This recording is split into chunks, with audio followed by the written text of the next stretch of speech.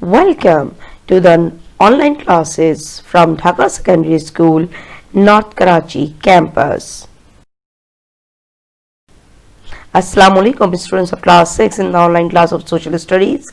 We are studying chapter number 19, the Gandhara civilization, and I am your teacher Miss Uzma.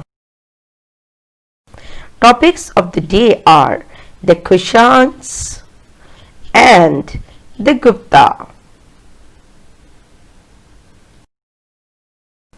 The Kushan Empire was a syncretic empire formed by the Yuezhi in the Bactrian territories in the early 1st century.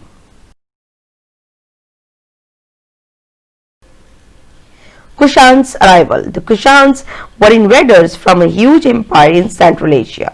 The statue of their best known ruler Kanishka shows the heavy clothing worn by the people of Central Asia because of the cold, windy climate.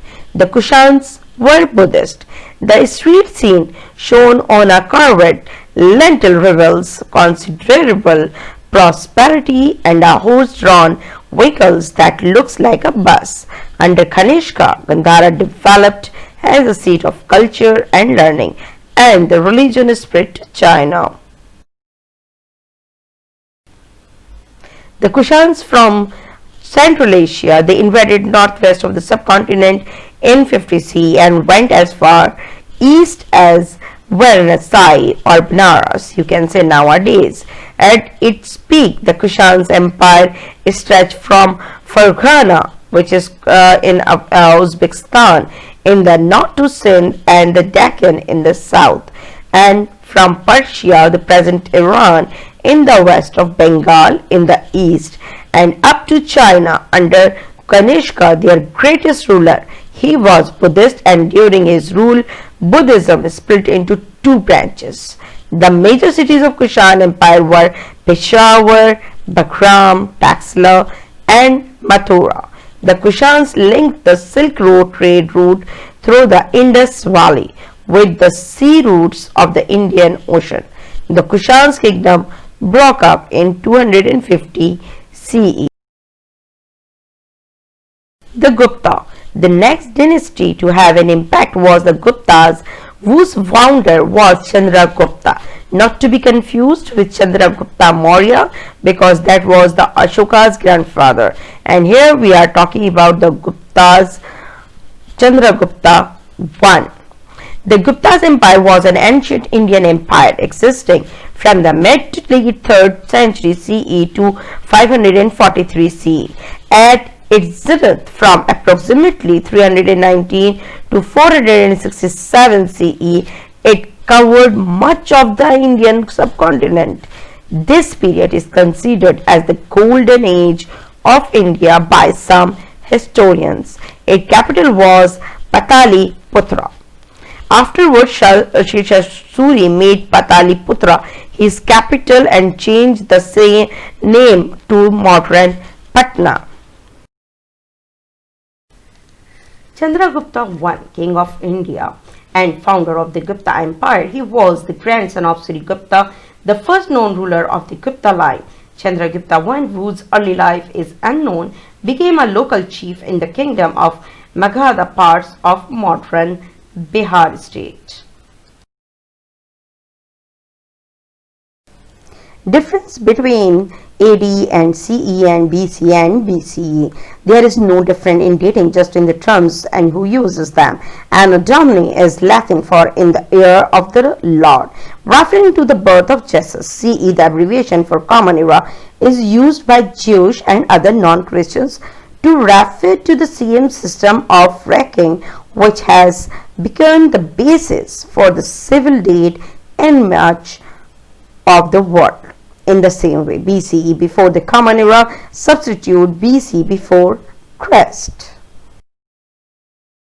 The Gupta dynasty was a golden age for the subcontinent with almost modern social facilities in a simpler form. However, in 480 CE, the Guptas were invaded by Huns, a savage nomad race from Central Asia, whose barbarity was proverbial. They ruined the civilization and were finally defeated in 500 50 CE, after which Harsha, the last Buddhist ruler in the subcontinent, rebuilt the Gupta Empire.